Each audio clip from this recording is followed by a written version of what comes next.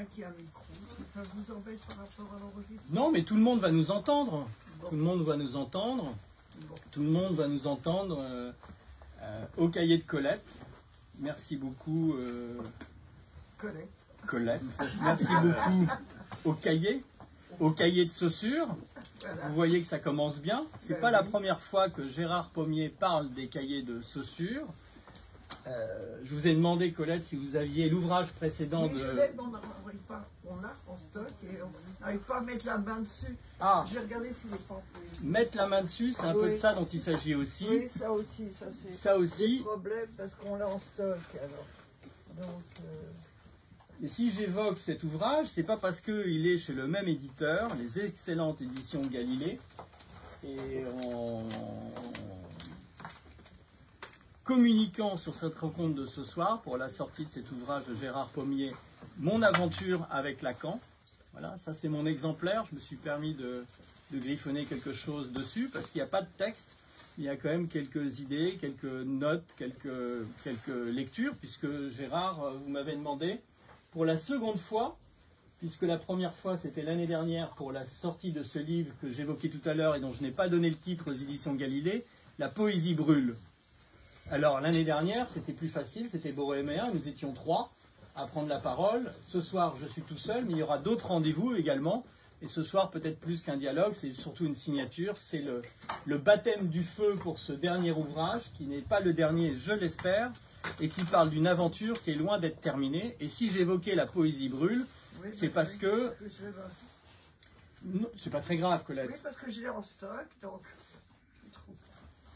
C'est pas parce que le volume est également très épais, mais c'est peut-être parce que... dans La poésie brûle, bien évidemment, il s'agit de poésie. Et dans ce tout nouvel ouvrage, Mon aventure avec Lacan, vous reconvoquez la poésie, bien évidemment.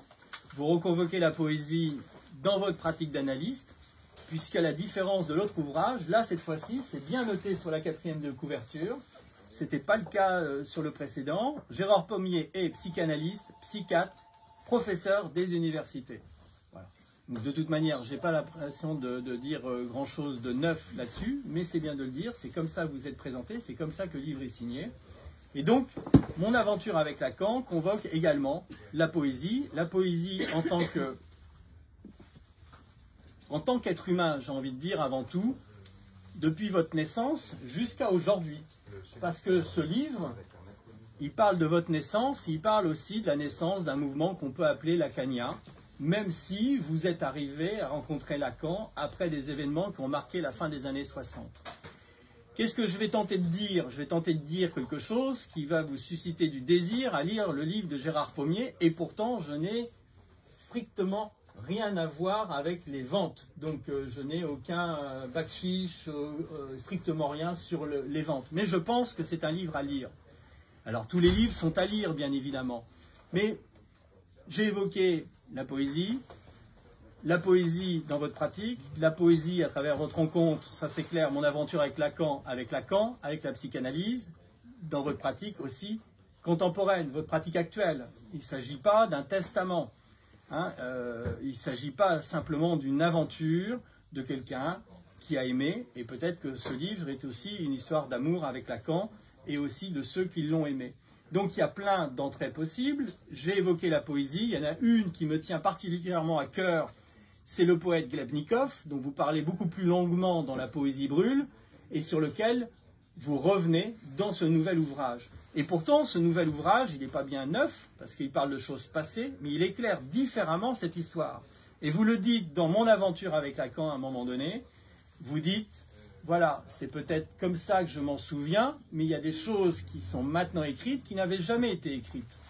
Et là, ça me fait d'autant plus plaisir, puisque dans les personnes que vous citez, il y a un bon camarade, maintenant je peux dire, je ne sais pas s'il apprécierait le mot de camarade, mais il y a un bon camarade à nous, en tous les cas, un guerrier appliqué comme vous de la psychanalyse lacanienne, c'est Patrick Vallas, qui est cité 3 fois. Je ne sais pas si le fait de citer 3 fois Patrick Vallas dans votre livre, ça le rend boréméen. En tous les cas, Patrick Vallas m'a souvent raconté différentes choses que vous évoquez, que vous écrivez dans votre livre, sur cette histoire de, qu'on va dire, mouvement lacanien. Je ne sais pas si c'est opportun de dire mouvement, mais en tous les cas, mon aventure avec Lacan, c'est une aventure pas qu'avec Lacan, c'est l'aventure de votre vie, mais ce n'est pas simplement de votre vie, c'est l'aventure de la vie. En ça, la poésie brûle. Si la poésie brûle, je dirais que des événements relatés dans cet ouvrage, le dernier, Mon aventure avec Lacan, peut-être qu'on est dans l'Uchronie, mais c'est un mot qui m'est venu, halte au feu. Halte au feu. Halte au feu, c'est lorsqu'il y a un conflit, quand il y a, non pas, là on ne parle pas de guerrier appliqué, référence à, effectivement, n'évoquez pas directement, référence à Jean Paulhan, qui est cité par Lacan, c'est pas pour essayer d'amener ma science, mais vous nous parlez de manière vivante et en vie d'un mouvement par rapport à quelqu'un qui est mort. Jacques Lacan est mort, tout le monde le sait, depuis plus de 40 ans, mais il existe des personnes qui ont suivi son enseignement. C'est de ça dont vous nous parlez également. J'ai l'air comme ça d'ouvrir des portes ouvertes, mais ayons maintenant 1 minute un peu d'études littéraires ou structurelles de bas étage, et je dirais que ce livre est composé de 3 parties, dont une partie à partir du chapitre 20 qui n'est pas voulu inconsciemment de la part de Gérard Pommier pour évoquer le séminaire encore de Jacques Lacan, mais à partir du chapitre 20, vous nous l'avez annoncé dès le début parce que vous convoquez le lecteur. Vous dites vous lecteur, toi lecteur, mais à partir du chapitre 20, vous nous embarquez dans un dialogue pendant 7 chapitres dans lequel effectivement ça mériterait non pas de revenir sur la théorie lacanienne ou sur la pratique de la psychanalyse, mais une idée m'est venue. Voilà, après votre lecture, je me suis dit, mais ces 7 chapitres, 21, 22, 23, 24, 25, 26, 27, il y a 29 chapitres. Donc toute cette partie-là, autour du chiffre 7, c'est un dialogue.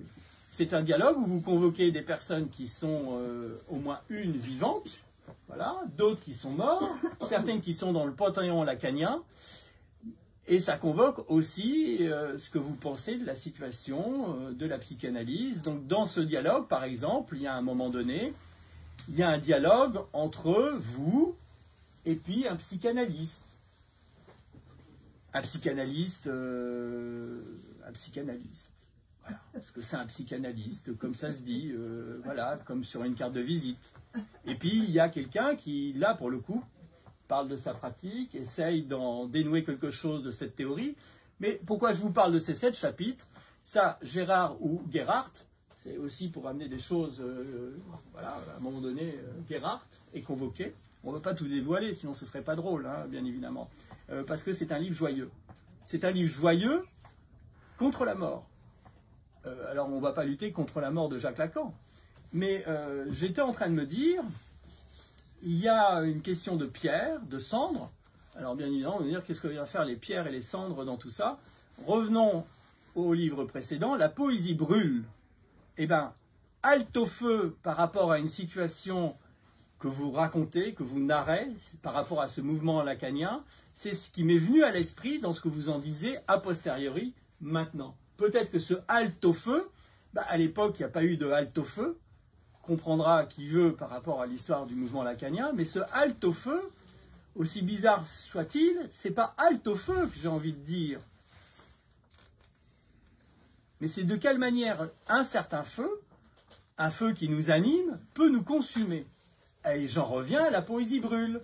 S'il y a des cendres, dans cet ouvrage, vous êtes très clair, très précis, sur la possibilité effectivement que des choses brûlent et qu'il n'y ait pas de cendres.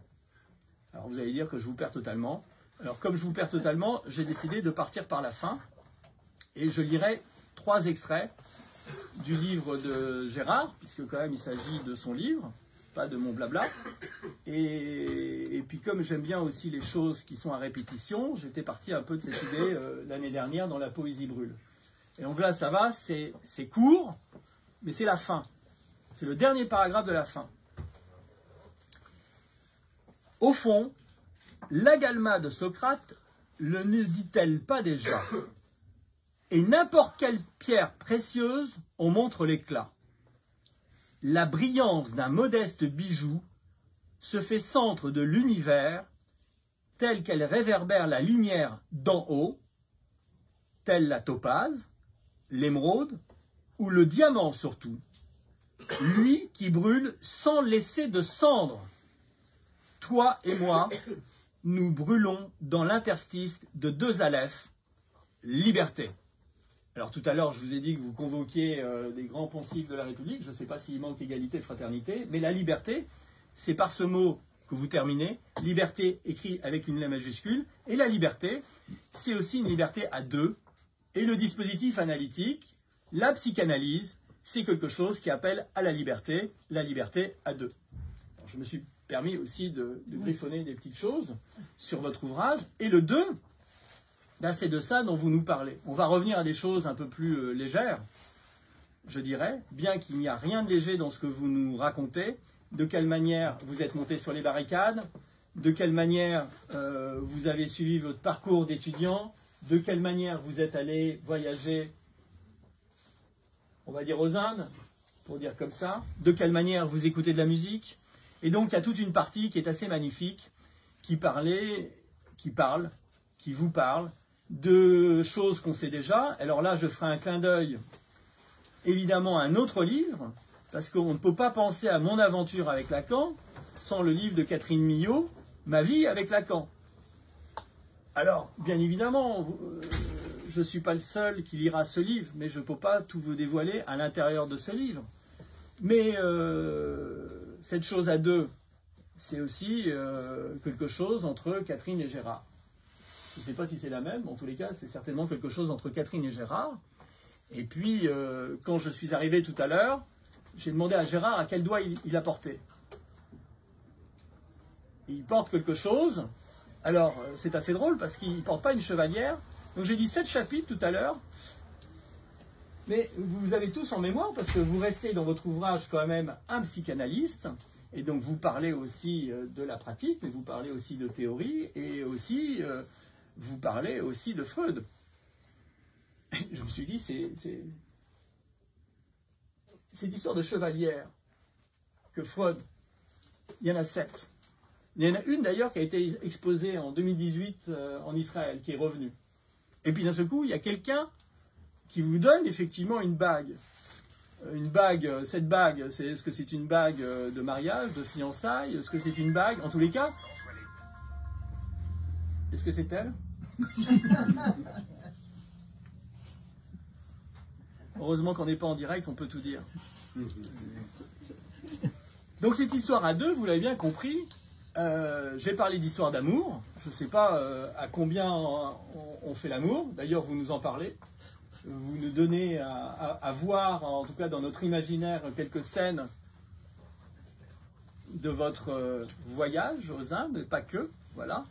Mais en tous les cas, vous parlez de quelque chose qui est possible à deux. Et à un moment donné, est-ce que c'est du deux entre deux personnes dans le dispositif analytique, ou c'est de la rencontre entre deux personnes?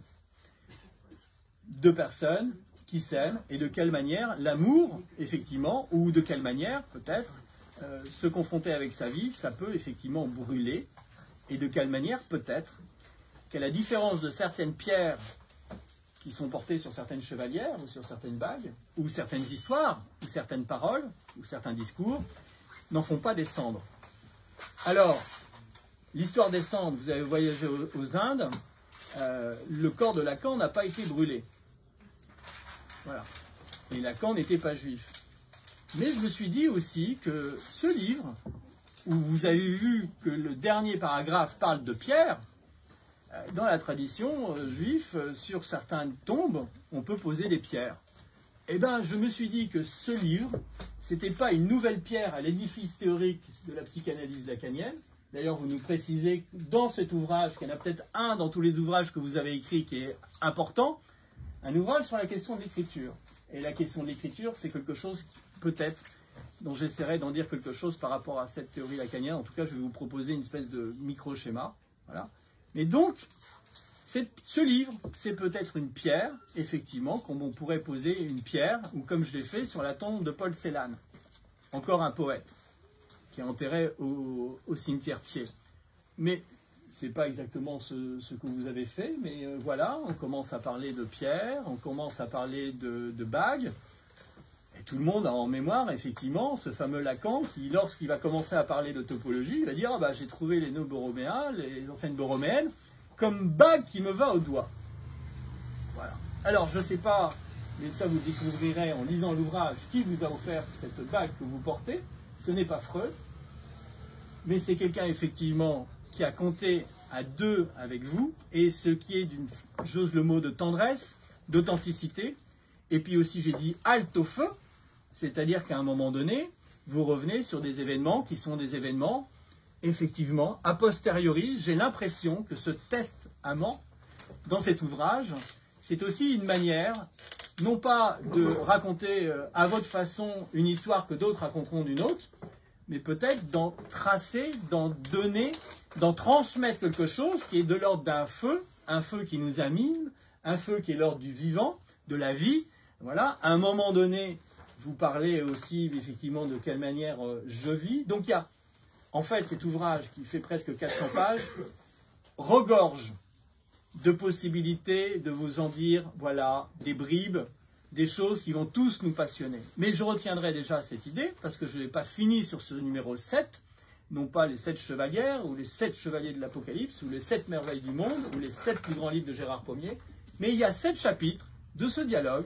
Je ne sais pas si quelqu'un aura la même idée que moi, mais moi je me suis dit, ce n'est pas une pièce de théâtre, c'est un dialogue, mais la meilleure manière de le lire, ce serait effectivement de le mettre en scène, ou de l'écouter en dialogue dans un spectacle.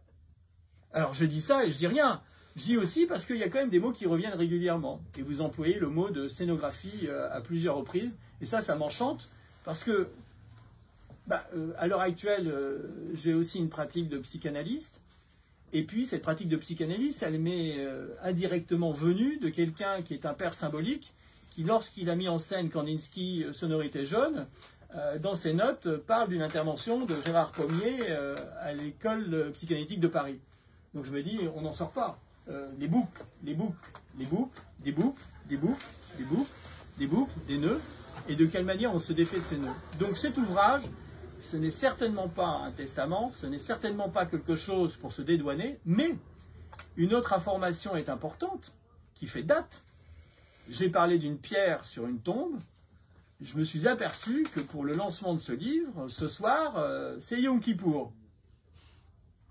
Et je dis, halte au feu.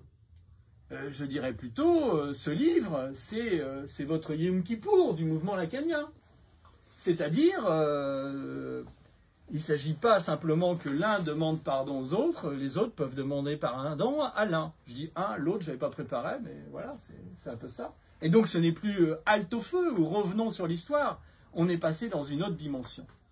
On est passé dans une autre dimension qui a traversé votre vie, qui vous traverse toujours.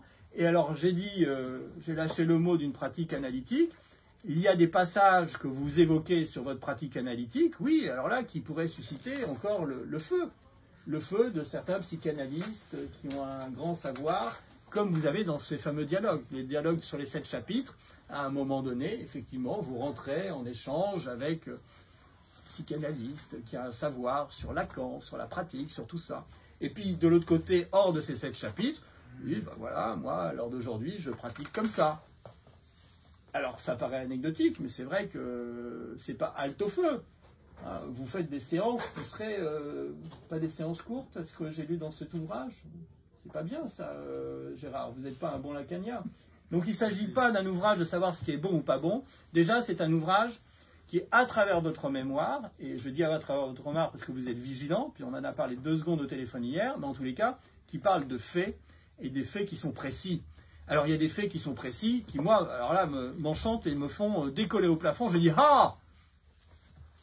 Parce que par exemple, vous avez une anecdote dans les années 70, d'une relation sexuelle avec une personne, et vous racontez que dans cette nuit, il se passe quelque chose. Moi, ça m'a fait effectivement beaucoup sourire, ça m'a beaucoup plu. C'est-à-dire qu'effectivement, vous éclairez l'après 68, les années 70, le décès de Lacan. Ça ne s'arrête pas là, mais la manière où vous l'éclairez, vous en dites aussi quelque chose pour les générations présentes, vous en dites quelque chose pour des gens qui n'ont pas assisté au séminaire de Lacan. À des gens qui ont une pratique, soit en tant qu'analysante ou psychanalyste, mais pas une pratique qui serait une théorie. Donc vous nous ramenez à quelque chose de l'ordre du vivant. du vivant, effectivement, d'un feu qui se consume, et vous essayez d'en dire quelque chose où effectivement il est possible qu'après que le feu se soit éteint, et quand les braises il ne reste pas que des cendres, il est possible de faire un autre feu. Ça c'est aussi important. Peut-être que vous aviez lu Savoir allumer un feu. En tous les cas, cet ouvrage nous parle de quelle manière vous en êtes sorti. Ça c'est aussi important parce que vous êtes honnête, franc, jusqu'à dire que vous êtes un voyou, mais ça tout le monde le savait, Gérard. Dire que vous êtes un Gaulois, mais ça tout le monde le savait. Maintenant je sais pourquoi vous êtes un Gaulois, mais quand vous nous le racontez, il y a quand même quelque chose qui se passe à Rome, et c'est assez, j'ose le mot, fascinant, parce que, effectivement, donc si je dévoile tout, c'est pas très drôle, et il faut que ça reste joyeux, parce que c'est un livre joyeux, c'est pas un testament. Donc voilà, vous nous racontez des épisodes qui sont quelque chose de l'ordre de la vie. Voilà, ça c'est important. Et puis donc j'ai cité Rome, bien évidemment, mais bon, vous racontez aussi des passages. Tout à l'heure, on s'est dit qu'on n'irait pas dans des discours fleuves comme Fidel Castro. Donc ça, j'en ai pas la carrure, mais vous nous parlez effectivement de vos passages à Cuba, en Amérique du Sud. Mais il y a un passage que je trouve intéressant, qui est à deux aussi, qui est très tendre. Vous êtes à Buenos Aires, vous êtes en Argentine, vous êtes avec une femme, vous êtes souvent avec des femmes d'ailleurs, Gérard, voilà. Et vous osez dire, voilà, donner les prénoms des personnes que vous avez aimées. Et ça, je trouve ça, voilà, je trouve ça très touchant, parce que la psychanalyse sans amour, ça marche pas. Voilà. Alors après, qu'est-ce que c'est que l'amour? Qu'est-ce que c'est que la psychanalyse? Qu'est-ce que c'est que le transfert? Lisez l'ouvrage de Gérard Pommier et vous deviendrez des bons pères. Il y a de ça aussi. C'est-à-dire, vous revenez sur les noms du père, vous revenez sur votre nom de militant, mais aussi un autre nom. Donc, ce n'est pas un livre d'anecdotes, ce n'est pas le dernier livre Paris Match qui va éclairer de belles images, mais bien évidemment, vous parlez de ce que c'est que la vision, des pulsions scopiques, de beaucoup de choses dont je me garderai bien de m'aventurer sur ce terrain, bien qu'effectivement, j'ai évoqué les cahiers de Saussure tout à l'heure, qui ne sont pas les cahiers de Colette. Vous en aviez déjà parlé. Et vous aviez déjà évoqué que dans ces fameux cahiers, ce n'est pas tout à fait la même chose que les cours de linguistique. Voilà. Et vous nous dites aussi que le Lacan, tel peut-être qu'il se, je ne dis pas transmet, mais tel qu'on en parle, tel qu'on le pratique, ce n'est pas tout à fait votre Lacan. Alors il y a peut-être plusieurs Lacans, mais là vous êtes très clair, il n'y a pas 1, 2, 3 ou 4 Lacans. Voilà. Mais il y a vraiment une histoire vivante. Et donc ça c'est important parce que, à travers vos mots, voilà, sans jeu de mots, vraiment vos mots, c'est un livre d'auteur, vous convoquez effectivement des souvenirs, de la mémoire, un dialogue. Je reviens sur cette idée, j'espère que d'autres l'auront, parce que sinon on va s'en saisir. Ces 7 chapitres, à mon avis, pour les lire, il faut les entendre, et pour les entendre, il faut peut-être les mettre en scène. Et donc vous parlez d'acteurs de ce mouvement, vous parlez des acteurs de votre vie qui sont toujours avec vous. C'est-à-dire que vous avez le courage d'évoquer quelque chose qui est une très grande tendresse, et effectivement, vous portez toujours, et vous dites dans cet ouvrage, jusqu'à la fin de mes jours, je porterai, et d'ailleurs, elle est dans ma chair, je pense que je ne réussirai pas à l'enlever, une bague qui vous a été offerte. Et je dis, ce n'est pas une bague qui vous a été offerte par Freud, mais vous suggérez quand même que dans cette bague, je ne sais pas si vous y avez pensé sous cette forme-là, la personne qui vous l'offre vous transmet quelque chose qui est effectivement de l'amour, mais pas que de l'amour, comme ça existe entre les personnes qui ne feraient pas d'analyse. Et quand je dis analyse, c'est que vous nous ouvrez un horizon aussi sur cet aspect-là. À la fin, le petit passage que je vous ai lu, c'est un passage qui ouvre sur l'infini. Il s'agit que ça brûle, mais il ne s'agit pas d'en recueillir les cendres. Il y a des pierres, et il y a la possibilité que quelque chose ne donne pas de cendres. Et ces fameuses pierres-là, en tous les cas, il y en a une que vous avez perdue, on le sait dans cet ouvrage, donc maintenant je suis plus intelligent, j'ai un plus grand savoir dans ma pratique analytique. Vous avez perdu une pierre sur cette fameuse bague. Voilà. C'est pas fini. C'est pas fini. C'est pas fini. C'est pas fini. Je vous ai gardé le... On a bien entendu Gérard Pommier, s'il vous plaît. Parce que là, on n'a pas encore entendu le son de sa voix. Oui. C'est bizarre. Mais c'est parce il m'avait demandé ça. Ah c'est bon, uniquement pour ça. C'était prévu. C'est uniquement pour ça. C'était un Bon, dialogue. non, j'ai demandé à Franck est d'une autre génération, la génération qui n'a pas connu du tout Lacan. Donc je trouve que c'est intéressant parce que c'est un... Bon, j'ai pas eu de... Comment dire... J'ai commencé à écrire ce livre, c'était pour écrire, c'était pas pour le destiner à quelqu'un en particulier, mais bon, c'est un fait que Franck est en relation avec mon ami Patrick Ballas, dont je parle longtemps à plusieurs reprises dans ce livre, qui a eu beaucoup d'importance au moment où nous avons rencontré Lacan, au moment où on était venu lui lancer pas des pierres, mais enfin, disons, on n'était pas très d'accord avec sa manière la manière mondaine dont il faisait des présentations dites de malades à Sainte-Anne. Donc voilà, c'est comme ça que j'ai connu Patrick. Lacan est venu nous parler, on est venu le voir pour discuter avec lui. Donc c'est à ce moment-là que j'ai commencé, du fait de ce que ça m'a provoqué, l'ébullition mentale que ça m'a provoqué, c'est ça, c'est comment la parole produit de l'inconnu sans arrêt. Je veux dire, l'analyse, c'est pas je veux dire,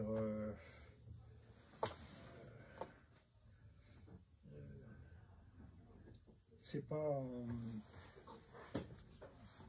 c'est lié à ce que c'est que la parole, à ce qu'on peut apprendre, non seulement en parlant, mais en écrivant, en faisant des graffitis, voilà, donc moi j'ai voulu à un moment donné écrire à ce propos, parce que c'était l'expérience qui m'a le plus porté, qui m'a fait découvrir beaucoup de choses. Voilà. Je ne veux pas dire que j'ai écrit pour les gens de la génération de Franck, mais j'ai écrit... En fait, je continue à découvrir ce que c'est que l'écriture. Je suis en train de travailler, de toute façon, c'est pas nouveau. Je parle des recherches que j'ai pu faire sur l'écriture en Égypte.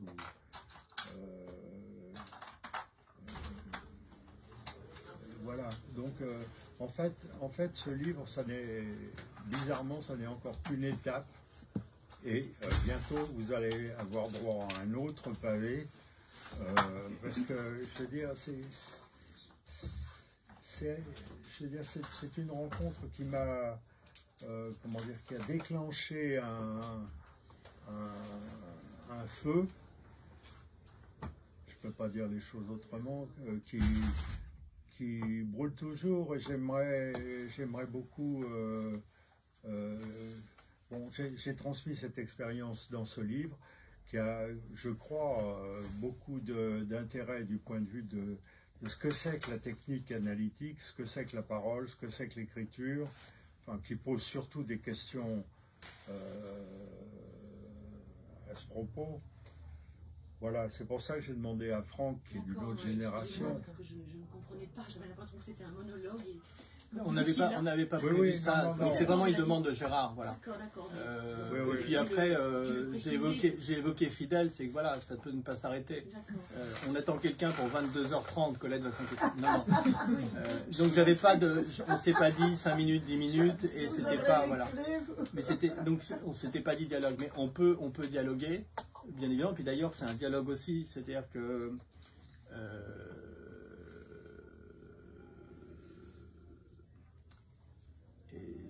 ça recoupe ce que j'ai dit, c'est-à-dire que par exemple, vous dites vraiment, voilà, il y a des choses qui sont écrites dedans qui n'avaient pas été écrites.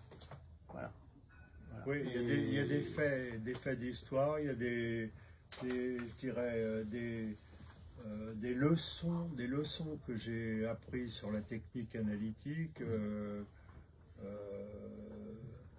Enfin bref, je parle de mon expérience, et de mon expérience, je sais pas comment dire, c'est pas des mémoires, c'est un travail en cours, c'est un work in progress qui n'est donc pas fini,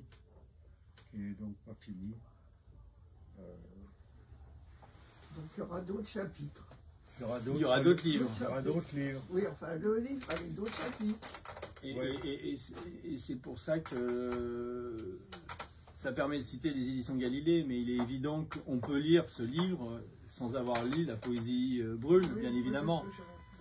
Moi, exactement, on peut lire, bien que j'ai pointé, mais c'est vraiment, je ne sais même pas si on peut dire stylistique, mais cette idée, parce que ça me permet de dire, oui, je pense vraiment qu'il y a 7 chapitres, on pourrait les mettre en scène. Voilà, ça c'est une idée qui m'est venue. Vous pourriez dire le début d'un chapitre, par exemple? J'ai pris que des passages qui sont sur des passages de fin. Bah oui, les passages que vous avez notés en accord avec Gérard. Bah, j'avais dans l'idée de lire 3 passages qui vont dans ce sens-là. Maintenant, c'est vrai que par exemple, à un moment donné, sur la question de l'objet petit a, je vous lis un passage, c'est encore un passage de fin de chapitre. Il n'est pas très long, voilà. Mais c'est quand même de Gérard Pommier, hein, c'est pas moi qui l'ai réécrit. Oui. Mais ça peut vous donner un petit peu, ça me vient à l'esprit là-dessus. Puis il y a 2 choses aussi. C'est-à-dire que là, dans le petit passage que je vais vous lire, il y a un mot qui revient régulièrement dans le livre. Et j'ai pas eu de copie en PDF pour chercher facile, mais je n'ai pas ça. Mais il y a un mot dans ce petit passage qui revient régulièrement. Voilà. Et qui a un rapport avec la langue, et qui m'a surpris. L'objet petit a est en quelque sorte devenu rétroactivement une clé de voûte, un apex, un sommet du haut duquel l'explorateur aperçoit différents aspects d'une œuvre considérable. Cet objet a été depuis mis à toutes les sauces. À chaque fois qu'un théoricien ne parvient pas à résoudre un problème, il trouve sa solution et sa preuve grâce à ce fameux objet. C'est aussi bien la cause du désir, l'objet de la pulsion, l'agalma de tout à l'heure, voilà. La relique, le zéro algébrique, le point de fuite de la perspective, le reste, la coupure, le nombre irrationnel, l'objet de l'hypnose, le déchet, l'absolu, le réel. Cette liste n'est pas exhaustive. Son emploi n'est jamais intempestif. Il est toujours juste d'en faire un témoin et une preuve, ce qui, hélas, n'abrite pas de la mystagogie. Son invocation sauve des situations les plus embrouillées. Alors là, c'est vrai que ce passage, moi, il me sert pour déplier ma petite histoire, Agalma, les pierres, Aleph, voilà, la rencontre que vous avez eue juste visuelle avec Borges. Mais sur son emploi de l'objet petit a, halte au feu. Le sujet supposé savoir, il n'est pas là, il y a quelque chose qui s'écrit.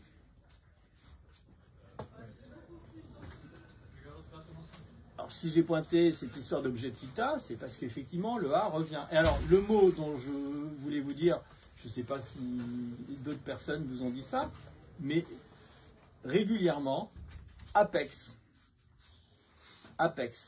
régulièrement, apex revient, apex, avec un A majuscule. Et donc sur l'écriture aussi, il y a des choses qui me font, sourire et qui me plaisent. La manière, je ne vais pas dire avec légèreté, mais la question de la gravité. Et de la gravité dans les 2 sens. De quelle manière les choses sont pesantes, elles chutent. De quelle manière vous parlez de sexualité. Vous parlez à la fois d'une sexualité, et alors là, vous nous éclairez, puis je ne vais pas encore faire des monologues, mais là c'est Gérard qui va nous dire. Moi, j'ai trouvé ça charmant de vous percevoir en gibier dans les années 70. Voilà, donc vous voir en gibier dans les années 70, ça je trouve ça très drôle. Voilà, donc c'est pour dire qu'il y a de la joie. Mais d'un autre côté aussi, vous évoquez cette question de la sexualité contemporaine sur différents points. Voilà. C'est pas du tout anecdotique de dire dans un livre de psychanalyse, même s'il fait 400 pages, moi ça m'arrive de demander à des patientes ou à des patients s'ils se masturbent. Vous l'avez écrit. Hein. Ça, je le savais déjà, parce qu'en fait, il y a des patientes qui... Ce que je veux dire par là, c'est que voilà, il y a cette oscillation. D'accord. Entre autres, c'est la praxis. Ouais, c'est ça. Enfin, je remarque que j'ai... ta présentation de ce livre est très personnelle, m'intéresse parce que c'est celle de ta génération, mais je remarque que je suis un peu gêné pour répondre sur ta façon d'intervenir parce que elle met en évidence ce qui a été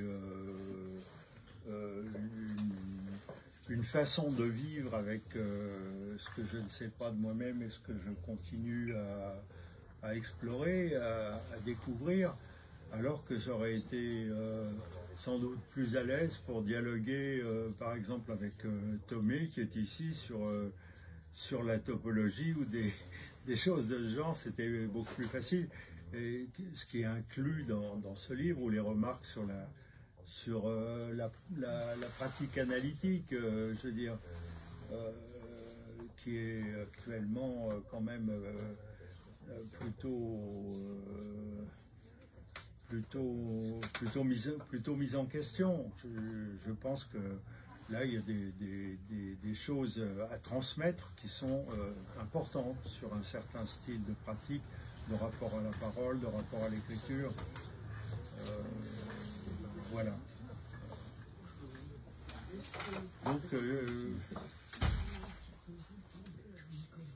Donc à suivre. À suivre. Achetez-le.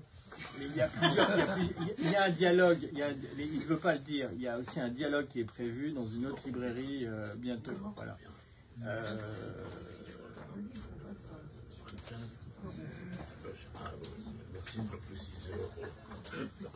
25 $, elle a dit. Combien? 25 $. Il a... Vous partez? Ben, au revoir, à bientôt alors. Bonsoir monsieur. Bonsoir monsieur. Et à bientôt. Je les ai fait fuir.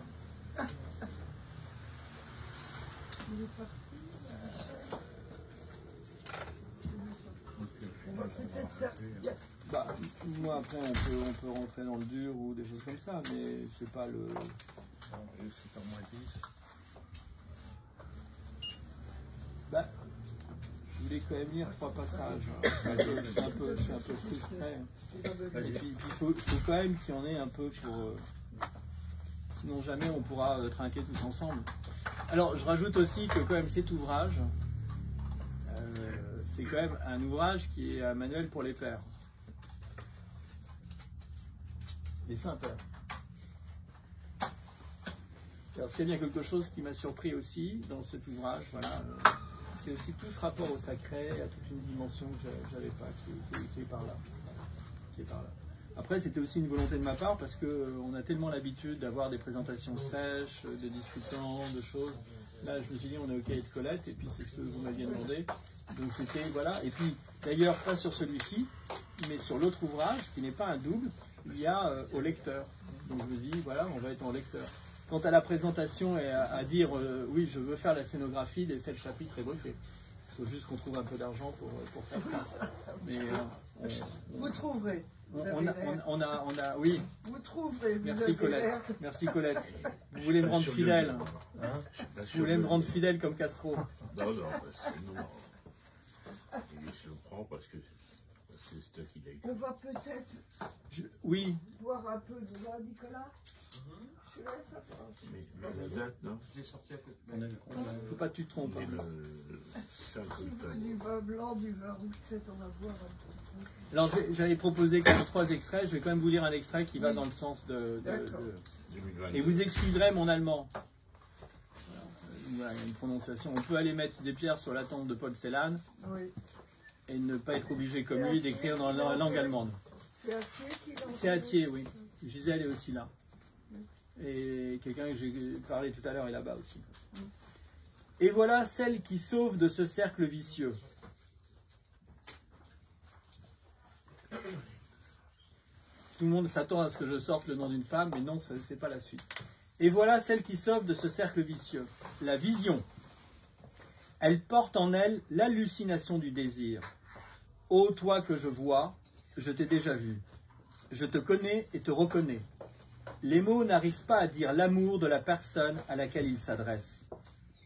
Comment saisir un autre corps? Bien sûr. Ainsi naît la pulsion d'emprise. Bemenschtingungstrieb. Ce baptême de l'amour voudrait agripper le Nebenmensch. Pour soulager son cannibalisme natif, je t'aime, je te mange. Cette soif d'amour implacable n'a qu'un seul exécutoire, ce semblable qui est à portée de vue. La pulsion scopique est l'alibi terminal du circuit des pulsions. Ce mot alibi est là pour dire « je suis ailleurs », là où j'entrevois cette personne que je suis prête à aimer. Je vais tenter de me soulager de moi en aimant. Je est un autre, écrivait Rimbaud. C'est d'accord. Je veux bien pénétrer cet autre et celle que je vois, que j'aime et que j'approche. Je l'embrasse. Du bout des lèvres, je me soulage de mon appétit dévorant. Je vois et je vis ma vie d'éternel amant. Vivre et voir, cela rime assez facilement entre l'indicatif et le passé simple en français. Je vis. La vision est l'échappatoire, le point de fuite du circuit des pulsions, la porte de sortie de l'infini actuel. Une fascination sans fin, focalisée par la puissance de l'image.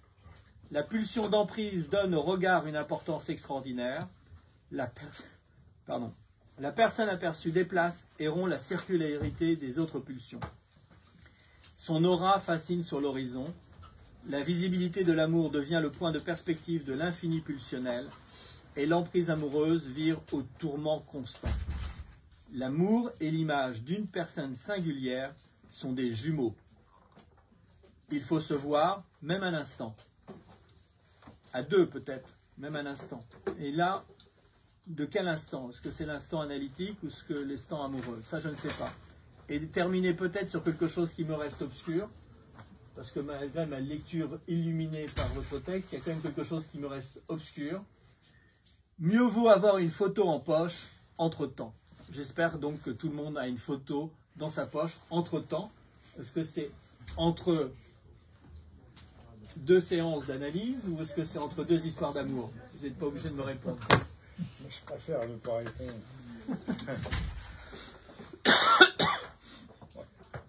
Bon. Ça fait peu pour 400 pages, 5 minutes. Oui.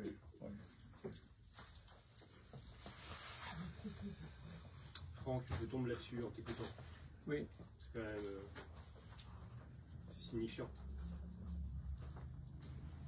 C'était pas celui-là dont il parlait tout à l'heure. Non, mais il n'était pas là non Mais plus. j'étais pas là. C'était les lieux de Pérec. C'était, oui, donc ça c'est les lieux de Pérec, c'est un livre. Une ruse. C'est un livre. Bon.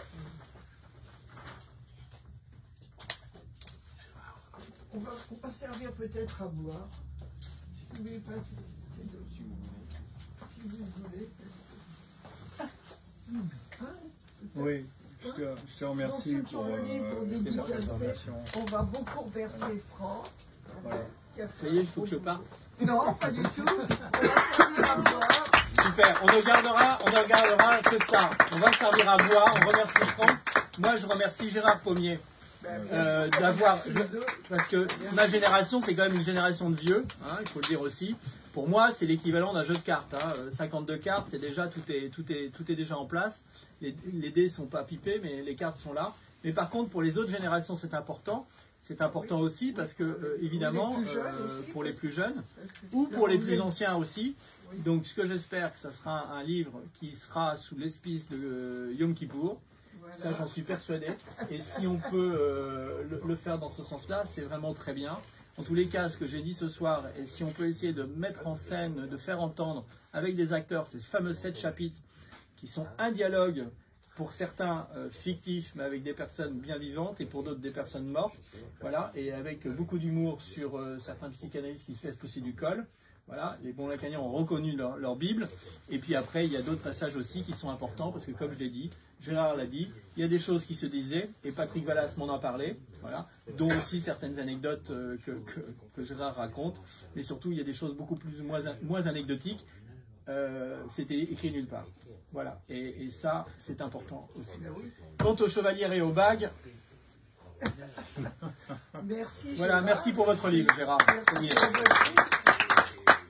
Donc, il y avait souvent des livres à dédicacer, c'est la quelques-uns qui ont été achetés. Oui, non, il est déjà fait. Ah, c'est déjà fait. Bonne soirée. Voir le verbe d'amitié. Bonne soirée tout le monde. Au Il y revoir. a encore des livres avant. Voilà. Je trouve pas ça drôle, mon histoire, là. Oui, c'est bien, ouais. C'est ce que je peux, hein, dans la théorie. Non, mais c'est bien, c'est bien. Pas mal, ça. C'est intéressant la réaction que vous avez eue. Il y a 3 Tout à lectures. l'heure, en fait, Gérard parle de l'orgasme. la parole amène du questionnement. Parce que la réaction de Franck, sa lecture, n'est pas celle de Platon. Ah non, il attendait rien. Tu attendais quoi, toi? Non, mais j'attendais, comment dire, à quoi peut servir ce livre pour quelqu'un qui n'a pas connu la France? Qu'est-ce qu'il est possible de transmettre par l'écriture, une expérience comme ça?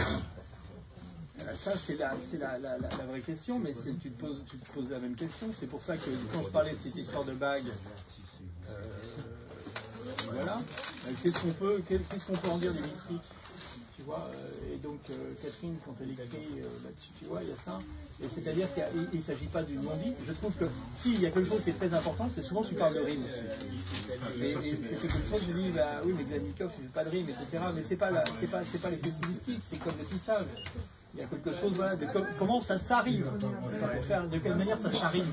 Et donc, cet ouvrage, de quelle manière il va s'arriver pour les jeunes générations, il ne dépend pas de toi, il dépend de l'époque dans laquelle on est, et il dépend des nouvelles générations. C'est plutôt les nouvelles générations, comment on s'arrime. Et on s'arrime peut-être en récitant son Lacan. Et donc, cette idée d'inventer un dialogue, je ne sais pas si ça fera sourire tout le monde, mais ça risque pas de faire sourire ceux qui se sont poussés du col, ça ne changera pas. Tu vois Gérard, oh là, viens, je te présente. Tu le connais lui aussi. Ah non, lui, il le connaît C'est pas. pas la peine. Tu l'as pas vu en analyse, lui. Là, tu devrais l'acheter, c'est bien pour les noms du père, ça. C'est vraiment, c'est important. Voilà. Non, mais après, il y a tout ce truc-là, c'est qu'on est au quai de Colette. Après, oui, on peut organiser une soirée avec... Oui. Vous pensez à envoyer la liste des gens? D'accord. De quoi? De quoi? Mais non, on n'est pas... on est tous en analyse. Vous êtes déçus? Ah oui, mais je le. Non, très bien, très bien.